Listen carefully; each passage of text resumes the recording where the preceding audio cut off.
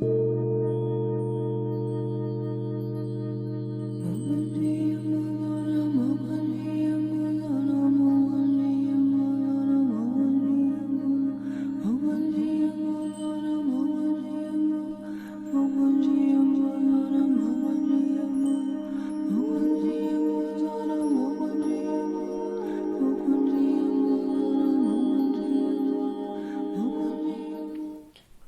there. Few things on earth feel worse than shame. For those of you who don't understand what shame is, it's that painful feeling state that results from comparing yourself to your standards and falling short. This leads to self-worth problems, but the question still remains, where did these standards come from? When you were young, you came into a society. Socialization is a must in an unawakened society. In an unawakened society, there are collective social and cultural values. When we value one thing, we often condemn the opposite. For example, self-sacrifice may be a social value, and selfishness is condemned. We deem one good and the other bad. In order to keep the social order, we socialize children, which basically means we train them to behave in a way that is acceptable to the society we live in. We indoctrinate children with our social and cultural values and reward them when they adhere to those values. We punish children when they demonstrate behavior that contradicts our social and cultural values. If we want our needs to be met, survive in a society, and have a chance at feeling things like love, belonging, contribution, and safety, we have one option: to adopt those values of the society we are born into and hold ourselves to them. Let's say when you were younger you ran into the room naked, but you were raised in a society that valued modesty and that condemned public nudity. When you ran out into the room, your parents would instantly disapprove of that particular behavior. They might punish you. They would definitely scold you. They would send you back to your room. That disapproval would be painful enough that you would decide, I can't ever have this happen again. So you would adopt the value of modesty so as to never feel that type of disapproval and embarrassment again. To avoid hurt in the future, what we do is we adopt the cultural values of the society that we are born into. By doing this, we become our own corrections officer. We get to police ourselves, which is a lot less painful than being policed by other people. We become absolutely obsessed with being good. After all, being good means getting your needs met, being loved, belonging, survival. And being bad means getting ostracized, feeling pain, not having your needs met, and being unloved. From this point on, shame takes over. It takes over to save you from negative future consequences. It exists to keep you in check. It is a function of the conscience. Anytime you violate your own adopted rules, you slip into shame. The people who struggle with shame the most and chronically were raised in societies where their caregivers did not differentiate between doing bad and being bad. For example, a little kid takes a cookie off of the counter that they aren't supposed to take, and the parent responds by saying something like, "Bad girl," or "Why the hell did you do that? That was so stupid." That child is actually incapable of differentiating between the negative action and themselves being negative. Shame is all about being bad, in contrast to guilt, which is about doing something that's bad. Now, this is painful enough when that shame is coming up as a result of individual experiences that are occasional. It's an entirely other monster when it's a chronic thing as a result of thinking that something about you that you can't change is chronically bad. If the truth of yourself violates social values that you yourself have adopted, you will forever feel that conflict or contradiction within yourself. You will have determined that because there is an aspect of your truth that conflicts with the social values you've adopted, that must mean something's wrong with you. And if something's wrong with you, that must mean that something's bad about you. Early on in life, people develop an internalized view of themselves as either adequate or inadequate within the world. If we find that something about us conflicts with the values of our social group, especially if we experience negative consequences for those things, we get the message that we do not fit in the world. We are inadequate, inferior, unworthy, and not good enough. Shame is in fact the root of low self-esteem. For example, let's say that you are born into the typical Christian Bible-loving family, but you are gay. And let's say that because of the society you were raised in, you adopted that belief that being gay is an abomination. Your standard will be, I must be straight. But internally, you know you are not straight, and so you are going to permanently fall short of your own standard. You will feel shame all the time as a permanent state of being, as long as this is in fact your standard. And keep in mind that you can have conscious standards, but also subconscious standards. If you feel shame but you don't know why, it's because you have a subconscious standard that you are unaware of. It must be known that shame manifests as some vicious physical ailments.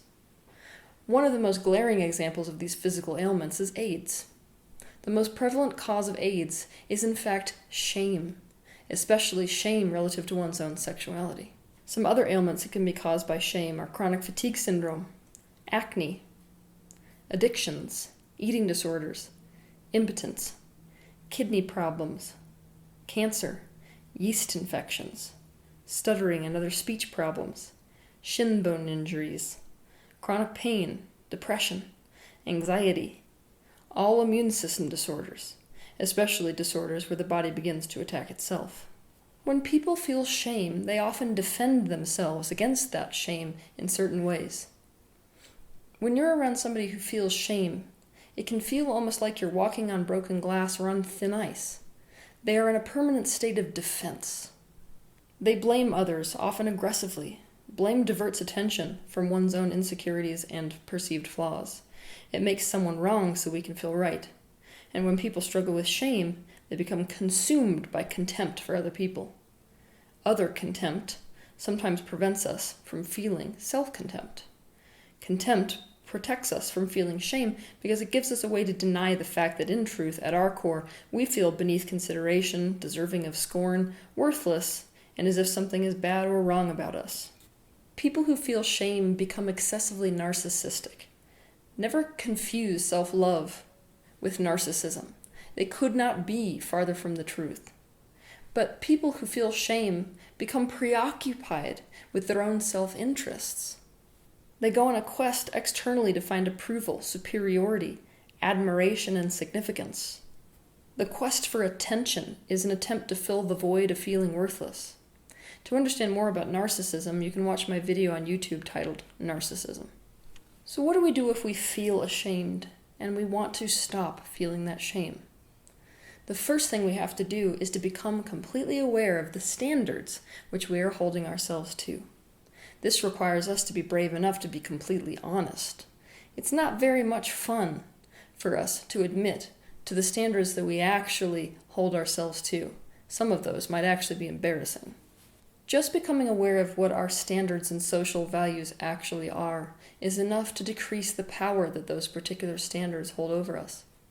Then we make the decision, do I want to keep this standard or do I not? If you do want to keep the standard, that's all well and good. And it also decreases the amount of shame that you hold. Why? Because it means you're now consciously choosing to allow that feeling of shame to stay. That gives you a sense of power over your shame instead of feeling powerless to it. Step 2. If we want to change our standards, we have to change our beliefs. Standards come in the form of beliefs. For example, one of our standards could be, I should be straight instead of gay. Another belief is, if I'm gay, I'm an abomination. Once we find the beliefs that we have about the standards we're holding ourselves to, we have the opportunity to change them. To find out how to change a belief, you can watch my video on YouTube titled How to Change a Belief. Also, apply these beliefs to the Byron Katie process called the work. 3. We need to have a serious think about right versus wrong. If we feel shame, we have already wandered deep into the land of stigma. We have to question our social values. We have to question what it is that we are holding ourselves accountable to. Now, it seems straightforward. Question the rightness or wrongness of your cultural and social beliefs. But unbelievably enough, People don't usually do this. If you're born into a Catholic society, you don't question those beliefs, you automatically adopt them. Most of us never actually make a conscious choice to be a certain religion or to follow a certain practice or a certain set of beliefs. We call ourselves Catholic because our parents were Catholic, and their parents' parents were Catholic, and so on and so forth. No matter what we are a part of, we need to be questioning our beliefs, because this particular way of contracting a belief is more like contracting an illness. It's so unconscious, it's like it just rubbed off on you and now it's part of you. It's not really yours, and I would be as aggressive as to say that it doesn't actually belong to you, and you don't actually have the right to say you believe it until you have questioned it completely.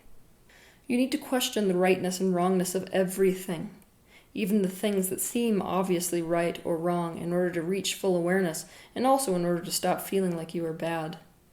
You should also question whether it is possible for there to be right or wrong in this universe.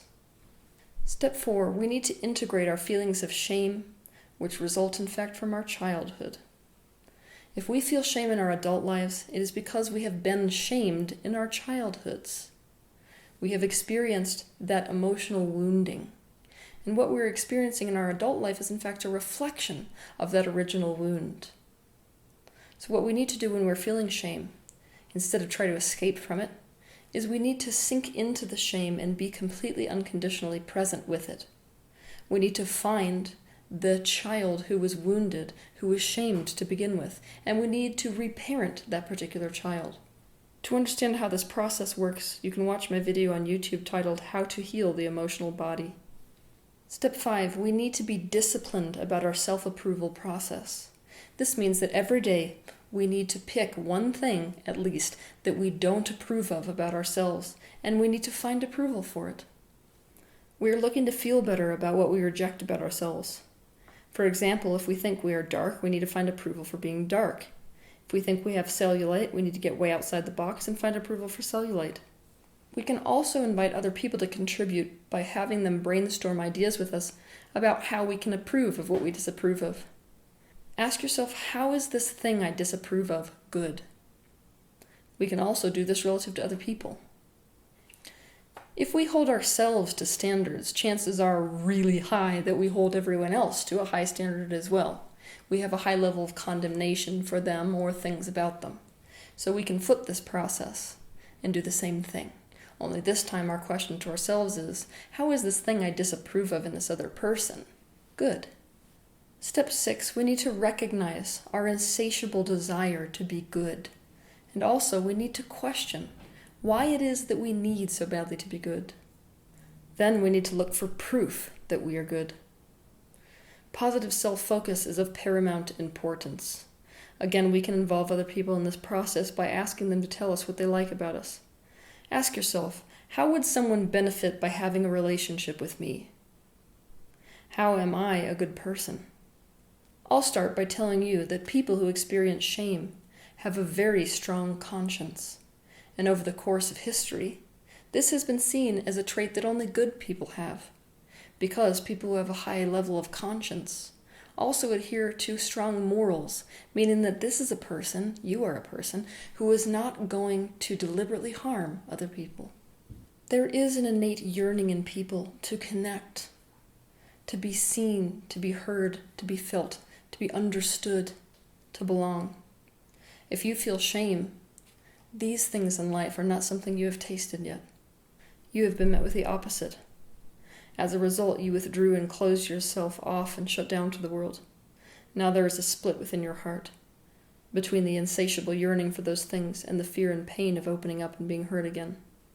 You need to address this split within yourself with empathy and compassion. Many people within society carry this same split, and you have the opportunity to heal it in yourself by practicing the art of seeing, feeling, hearing, understanding, and seeing the value in yourself.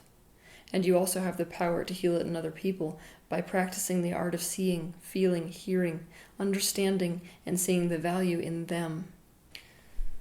You did not end up this way because something is wrong or bad about you. You ended up this way because during the process of socialization, which hurts so much more of us than you know, you were hurt. The more you see that you were hurt because of ignorance, and also because the very same wounds that were given to you were given to the very people who perpetuated those wounds to you, the less personal this wounding will seem. It really isn't about you. If you can begin to see yourself through the lens of empathy and compassion, you just might be able to see that maybe there is a big picture to why you were unable to conform to these social standards and values. Maybe there is a deeper reason. Maybe you didn't come here to fit into those standards in the first place. Maybe if you had been able to fit into those standards, our society would have no hope of evolving at all. Have a good week.